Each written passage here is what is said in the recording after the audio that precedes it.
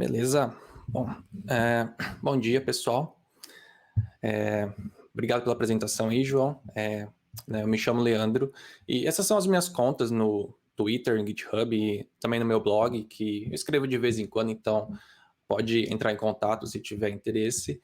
E, enfim, eu estou muito animado em participar dessa primeira edição online da Elixir Brasil e apesar de não ser a minha primeira talk online, é sempre muito estranho a gente não ver um público na nossa frente reagindo, dando um feedback, mas vamos lá, espero que dê tudo certo.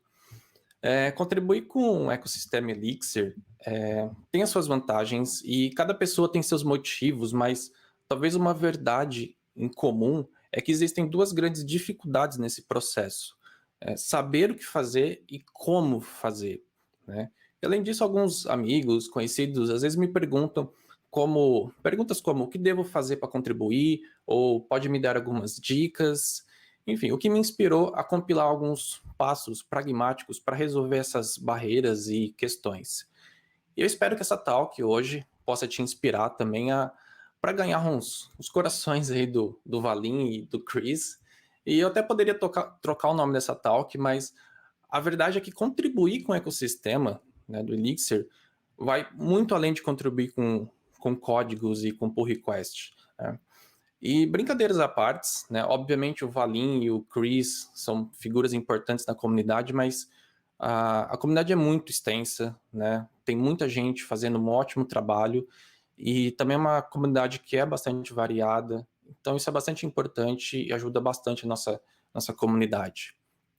Mas afinal, né? Quem sou eu e qual que é o objetivo dessa talk afinal? E eu acho que o mais importante que eu posso dizer sobre mim mesmo é que eu sou basicamente um desenvolvedor, assim como você, que escreve código todo santo dia, que adora discutir reviews, né, pull requests, evita deploys de sexta-feira e coisas desse tipo, né? E eu venho trabalhando com Elixir full time há uns 4, 5 anos, e nesse período eu acabei contribuindo com artigos, meetup, podcast, né, código pull request, outras coisas. Porém, eu não me considero um guru open source, nem nada do tipo, mas eu acabei aprendendo uma coisa ou outra nesse caminho, nesse processo, que eu gostaria de compartilhar com a comunidade. E eu espero que esse slide, essas palavras, tragam um pouco de conforto, porque, afinal, não é raro a gente pensar que contribuir é uma missão quase impossível, ou exige um nível Jedi ou algo do tipo. E a gente pode acabar se sentindo como um impostor, né? Aquela famosa síndrome, mas não precisa ser assim, né? A gente consegue vencer essa barreira, então é o que a gente vai tentar ver hoje. E eu trabalho numa empresa chamada IntelliSpark, e aqui a gente está construindo uma plataforma para conectar estudantes, famílias, profissionais, para ajudar crianças a terem sucesso na vida acadêmica. E o fator-chave desse projeto é justamente o uso do Phoenix Live View, que a gente vem usando sem medo desde a versão 0.1.1. E então fique à vontade para entrar em contato, para conversar sobre o produto ou como a gente vem adotando o Live View, né? E para trabalhar nessa empresa, eu resolvi me mudar para um lugar um pouquinho mais ao norte, né? Lugarzinho mais caliente chamado Canadá, que tem um clima no inverno super agradável, né? É bonito, frio, né? Mais bonito. E como eu disse antes, né, eu sou desenvolvedor e um tempo atrás eu estava lendo essa documentação que a proposta é muito boa, recomendo. Eu acabei encontrando esse pequeno detalhe, esse pequeno errinho, a palavra to estava duplicada, né, e na época eu pensei, né, por que não corrigir, né, afinal estava errado. Basicamente tinha que encontrar o arquivo, enviar um pull request, né, e o que poderia dar errado, né? Óbvio que não ler o guia de contribuição e acabar meio que zoando ali um pouco com o Git foi uma fórmula para o desastre, enfim, acontece. E antes de mergulhar nos tópicos, é muito importante ter em mente que cometer erros faz parte do processo, né? E repita isso se for necessário. E não deixe esses erros te atrapalhar, não sinta que alguém tá te julgando por isso. Eu acredito que é exatamente o oposto, na verdade, porque você está tentando fazer algo bom, está somando valor para a comunidade, né? Está tentando ali. Então fique tranquilo, tente aprender com os erros e seguir em frente. Simplesmente assim, né? E eu começo dizendo isso porque essa é uma lição muito importante. E as pessoas podem ter muitas razões diferentes para contribuir com o ecossistema. Talvez por aprendizado, para se promover, por retribuição, para consertar algo que está quebrado no seu projeto, fazer novos amigos, enfim, infinitas razões. Isso é o porquê, é muito pessoal, então eu não vou falar sobre isso. Essa talk é sobre o como, né? Como dar os primeiros passos, obter ajuda, o que pode ser feito, porque são dificuldades incomuns. Tá? E outra crença que pode existir é que seria necessário criar algo novo para fazer open source, mas não é bem assim. E com isso em mente, eu vou apresentar alguns passos práticos para tentar superar essas dificuldades e uma abordagem, né, para você começar a dar os primeiros passos. Ok, mas então como realmente dar o primeiro passo, né? E é engraçado que a gente tem esse conceito de Hello World para conhecer uma nova linguagem em 5 minutos ou menos, que é um jeito rápido e fácil de produzir algo, de ter algum resultado, mas e para open source? Tá? E acontece que a gente pode considerar, né? Eu consideraria que contribuições para melhorar ou corrigir documentação podem ser o Hello World do open source. É um primeiro passo, que na verdade é um ótimo primeiro passo. Tá? Só que acredito que ainda mais com mais benefícios. E se você já leu a documentação do Elixir, você já deve ter percebido como que existe todo um carinho e cuidado para entregar uma ótima documentação. E eu diria que é tão importante quanto o código em si. Tá? E isso se traduz numa boa experiência para o desenvolvedor, para a gente. E essas docs, elas têm instruções claras, exemplos, guias e assim por diante. Mas, obviamente, não são perfeitas, né? E, na verdade, isso exige uma boa dose de esforço para manter atualizada, bem escrita, sem erros. Acaba sendo um trabalho da comunidade, tá? E quando eu digo documentação, eu não estou falando apenas de documentar funções do código Elixir apenas, tá? Mas qualquer lugar que a gente, né, que nós desenvolvedores, precisamos consultar, né? Seja, né, o que for útil para o nosso trabalho diário, um guia para instalar algo, para usar em nossos projetos, ou notas, né, que vão ajudar outras pessoas, né, poupar o tempo delas, ou corrigir um exemplo que causaria um bug e novamente ajudando outras pessoas, né, ou documentar opções que faltam em uma função, ou mesmo clarear o comportamento de uma opção já existente, né, de uma função. E, claro, também documentar metadados, specs, também está incluso. Enfim, na verdade eu poderia passar o dia inteiro aqui dando exemplos de quanto documentação é valioso, tá? Mas essa é a última. E a verdade é que você não precisa escrever um livro, né, para documentar, para contribuir. Tá? Uma única palavra já seria suficiente, porque o objetivo aqui é melhorar a experiência dos desenvolvedores. Tá? Então, uma única letra nesse sentido já teria valor em ser feito. E outro benefício é que você não precisa gastar dias para fazer isso. Tá? Na verdade, não precisa nem clonar o repositório. Apenas encontre o arquivo, edite, envie o pull request pelo próprio GitHub e pronto. Tá? E agora você pode acabar se perguntando se contribuir com documentação é tão útil quanto contribuir com código. Então, fazendo um pequeno exercício aqui, pensa naquela vez que você não conseguiu descobrir o que estava errado com com seu código e você acabou perdendo horas para encontrar uma solução que às vezes era simples de tudo. E agora multiplique isso por muitos outros desenvolvedores, muitas outras horas de outras pessoas que caem na mesma situação, né? Outro exercício, pensar na experiência de trabalhar com uma lib que não tem documentação e outra que possui uma boa documentação. Se você pensar nisso, você vai acabar entendendo que contribuir com documentação, na verdade, tem um enorme impacto para o nosso ecossistema, né? E atualmente a gente tem em torno de 12 mil libs publicadas. A última vez que eu dei essa talk, a gente tinha 11 mil, já subiu 1.000 libs em curto espaço de tempo. Então significa que você não está limitado ao Elixir apenas. Tá? Você pode olhar em volta na comunidade, nos projetos que você já usa, que é útil para você diariamente, e contribuir com esses projetos. Tá? Tem bastante espaço para contribuições. E agora você pode se perguntar, ok, beleza, mas então qual seria o Hello World para contribuir com código? Tá? E eu diria que são os testes, né? Porque ler os testes, tá, é provavelmente a melhor maneira de descobrir como um projeto ou uma lib funciona internamente, tá? Mas eu quero mostrar algo mais prático, algo que pode te dar a oportunidade de contribuir mais facilmente, de mandar algum pull request, tá? Tanto o Elixir quanto as libs, oficiais ou não, geralmente possuem uma boa suite de testes, mas às vezes partes importantes ou algumas linhas de código podem não ter uma cobertura de teste, pode faltar teste para elas.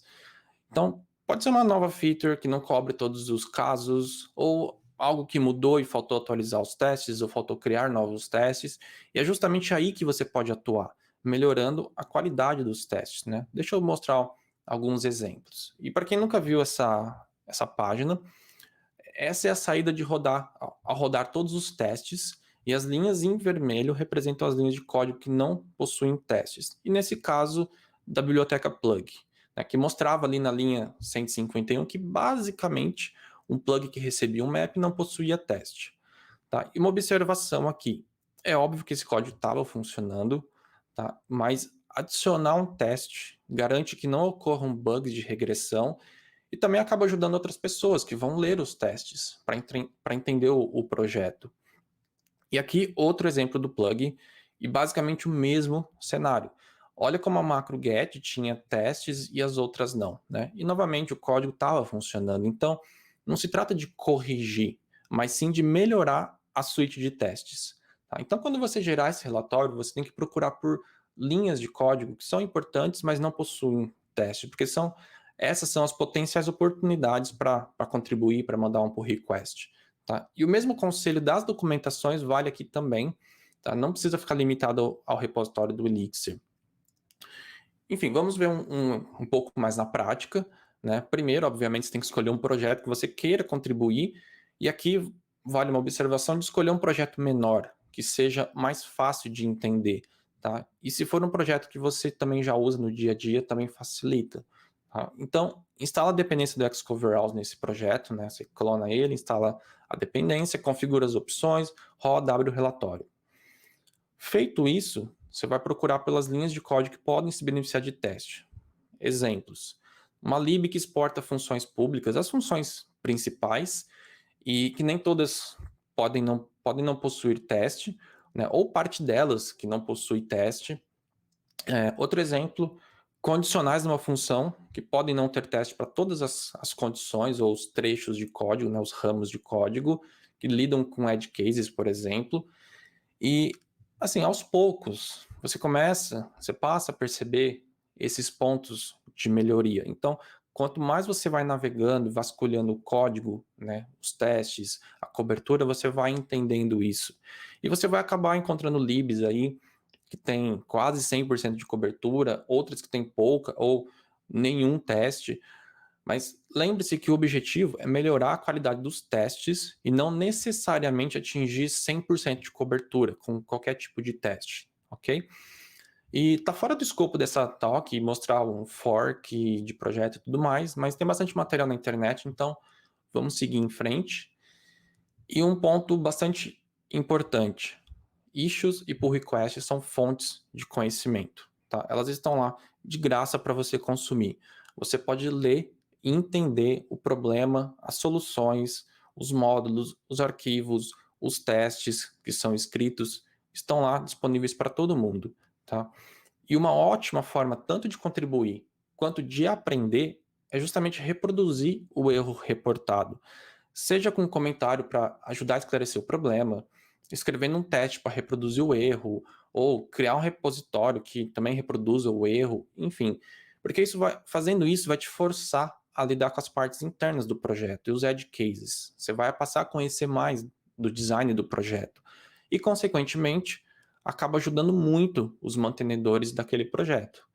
E uma boa dica aqui é ativar as notificações dos projetos que te interessam e acompanhar diariamente as issues e os PRs que são criados, né, e as discussões, os commits, os testes. Inicialmente pode ser um pouco confuso, mas é justamente esse hábito, né, fazendo isso aos poucos, que vai te ensinar mais sobre o design do projeto e, eventualmente, começa a aparecer issues que você consegue contribuir. Vamos ver um exemplo.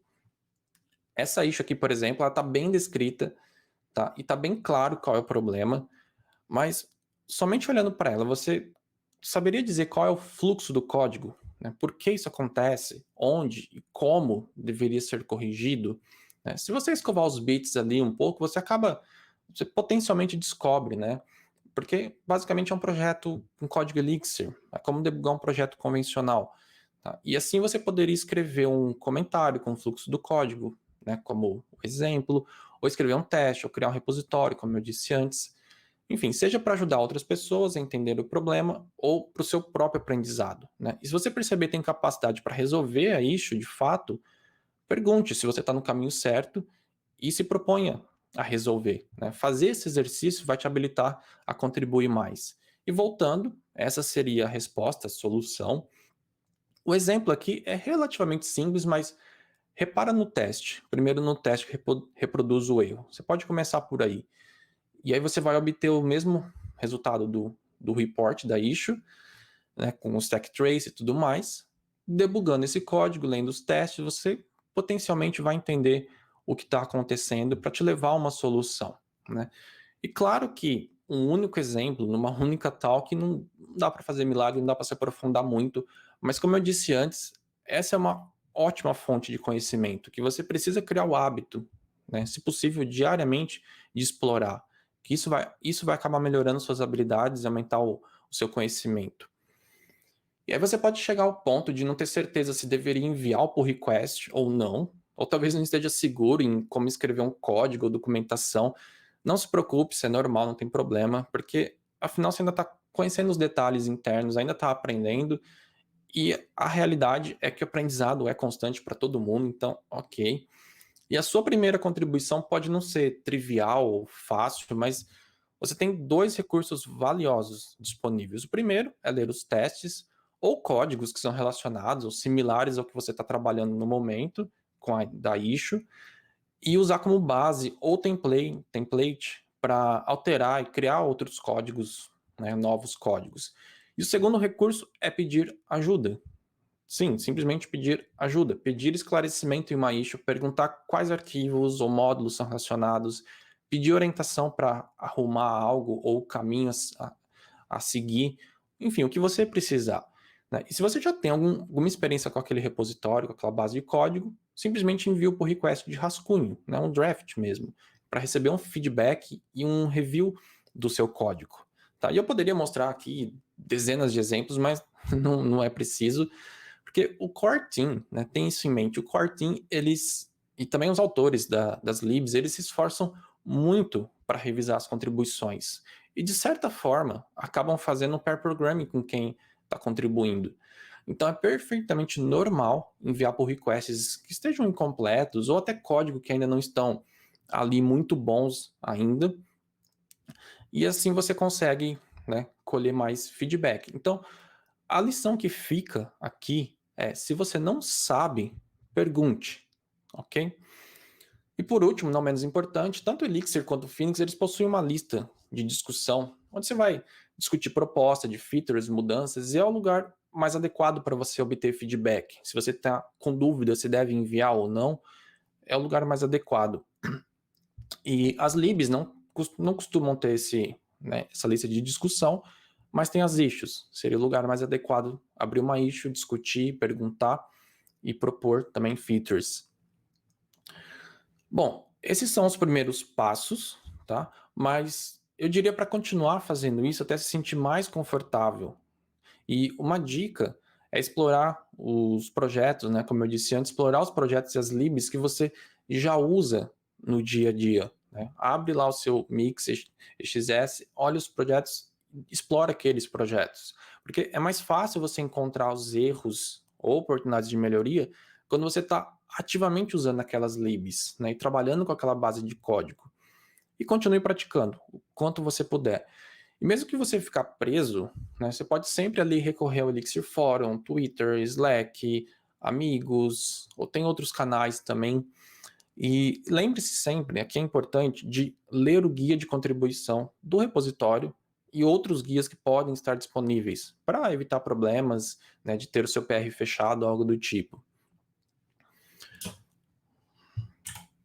E caso não tenha ficado muito claro ainda, vamos ver um exemplo real. né? Essa issue aqui, por exemplo, ela não parecia complexa de resolver, talvez apenas checar o nome da app, levantar uma exception, exibir uma... enfim. Então eu decidi dar uma olhada nela para tentar resolver. E para ser sincero, eu não tinha muita ideia para onde começar. Enfim, olhar no código, no diretório Elixir ou no Mix. Eu sabia que era relacionado a apps Umbrella, acontecia depois de chamar um comando Mix, mas era só isso que eu sabia. Então eu encontrei esse arquivo, que acabou me dando uma luz no fim do túnel, um arquivo de teste, e como eu disse antes, ler os testes é uma ótima maneira de descobrir mais sobre o design do projeto. Tá? E o próximo passo foi clonar o repositório, rodar os testes, garantir que estava tudo ok, e começar a brincar com os testes, né? Testes que eram relacionados ao problema em si. Alterar, quebrar, inspecionar, ver quais arquivos e modos impactava. Enfim, é um processo de descoberta. Você está livre, você deve fazer essa exploração. E essa talvez seja a parte mais difícil, porque você ainda está tentando achar uma luz no fim do túnel, uma luz no escuro, e não existe pílula mágica, mas com um pouco de paciência você acaba descobrindo o que precisa. Tá? Mas o importante aqui é notar como esse processo não é muito diferente de arrumar um bug num projeto convencional, um projeto Elixir convencional. Né? Tirando a parte de compilação e Erlang, todo o resto é Elixir. E isso é uma grande vantagem, ajuda muito, porque você pode ler o código, debugar, alterar testes, inspecionar, fazer o que você precisa. Tá? Então, não tem tanto segredo, além de entender o design do projeto, e eu entendo que entender o design do projeto não é tão simples, mas investir um tempo nesse processo, né, de descoberta vai te trazer bons resultados, é o caminho. Voltando à história, eu decidi enviar um pull request explicando o que eu encontrei, o que eu fiz, e essa foi a resposta do Valim. Enfim, meu código não estava aquela maravilha, mas agora eu tinha mais um pedacinho do quebra-cabeça e eu podia continuar trabalhando nessa issue. E depois de um tempo debugando, IO inspect, de review de código do próprio Valim, finalmente chegou ao ponto que estava funcionando e foi mergeado, né? Os coraçõezinhos aí do Valim. Enfim, se você não tiver alguém para te explicar o design do projeto, o código, não tem muita opção a não ser mergulhar no código, até entender como ele funciona. As funções são responsáveis pela lógica-chave, o fluxo, os testes e assim por diante. Mas quanto mais você fizer esse processo, mais se envolver, mais você aprende. E duas dicas de ouro que eu posso dar. A primeira é você ler o Library Guidelines, que está nesse link. E o segundo é manter o código simples, tá? Não tem necessidade de escrever um código todo cheio de firula ou inventar features sem necessidade. Escreva apenas o mínimo necessário que funcione bem, tá? Esses são os princípios usados no Elixir e muitas outras libs. Então você vai ter muito mais sucesso se seguir esses princípios. Mas ok, talvez contribuir com código ou documentação não seja tão interessante para você, mas felizmente tem outras opções, né? E uma delas é escrever artigos. Então, falar um pouco sobre isso. Tá? Não é uma ciência exata, mas essas dicas me ajudaram a escrever, publicar. E o mais importante é trabalhar na estrutura do seu artigo. Tá? Então vamos ver pedaço por pedaço. Primeiro, títulos, tem que bolar um título que seja chamativo, porém curto e autoexplicativo, tá? Porque somente isso pode ser o motivo de alguém decidir ler o seu artigo ou simplesmente rolar o feed e passar batido. E algumas plataformas exibem uma imagem de cabeçalho, então isso é interessante para você chamar a atenção do leitor, né? O que é bem difícil de conseguir atualmente. E a intro, ali é a sua chance de você provar para o leitor ou convencer ele a continuar lendo de fato. Tá? E essa intro, inclusive, pode ser usada para promover seu artigo no Twitter, newsletters, enfim, outras redes. E essa seção é opcional, mas se você tem uma solução no seu artigo, é interessante você colocar para ajudar as pessoas a encontrar o que você está procurando. E finalmente, o conteúdo principal, né? E aqui depende de você de encontrar inspiração e escrever bem. Mas o ponto é você lembrar que não precisa ser sobre um assunto complexo, filosófico, nada do tipo.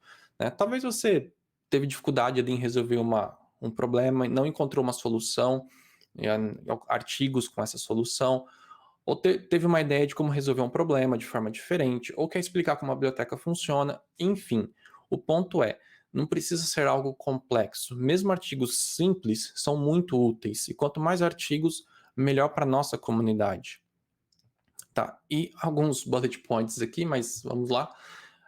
A imagem, tem alguns links aí para você buscar algumas imagens, né? Só lembre-se de dar o crédito, se for necessário. E as plataformas. Se você publicar em mais plataformas, você vai ter mais público, mesmo que você não goste daquela plataforma, mas tem esse ponto. E sempre publique seu artigo em agregadores, newsletters. Existem outras newsletters, né? Elixir Radar não é a única, mas não ia caber todas aqui. Mas publique para você aumentar a chance de mais pessoas conseguirem atingir o seu artigo. Ok, talvez, né, você não gosta aí de escrever documentação, nem código, nem artigos. Ok, justo. Mas talvez uma outra plataforma, outro formato que você gosta é de falar, né? Você gosta de vídeo, áudio. E essa é uma outra maneira de contribuir. E existem várias conferências, podcasts, meetups, que você pode compartilhar sua experiência, suas ideias. E eu não sei nem se eu coloquei todas aqui, talvez esteja até faltando alguma, mas nessa lista, nesses links, você pode conferir uma lista atualizada de podcasts, meetups e conferências. E o ponto aqui é que não é fácil criar conteúdo, tá? Não é.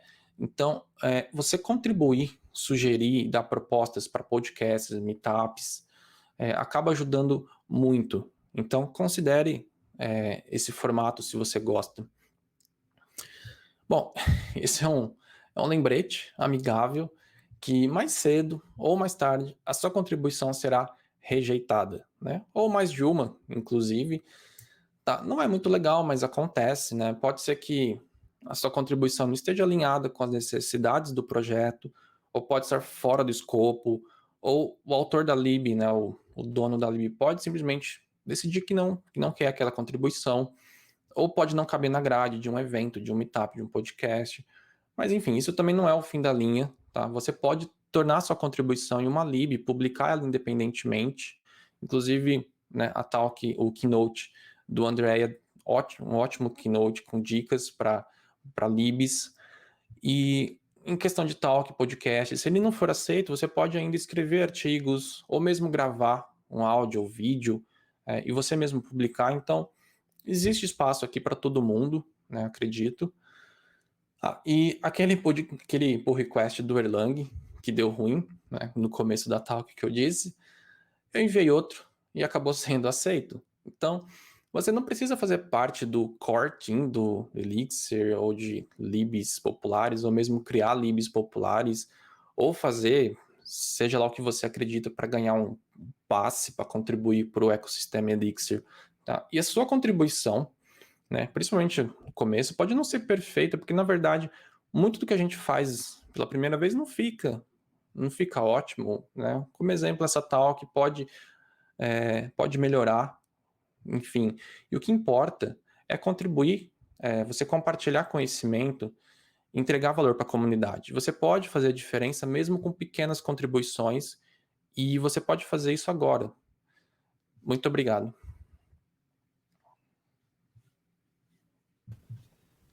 Aí. Valeu, Leandro. Muito legal, cara. Eu gostei das dicas aí. Eu não tinha visto ainda a sua talk, então pra mim foi bem legal. Obrigado, É, obrigado. essa coisa de você olhar a cobertura dos testes, né? Achei uma sacada muito interessante, né?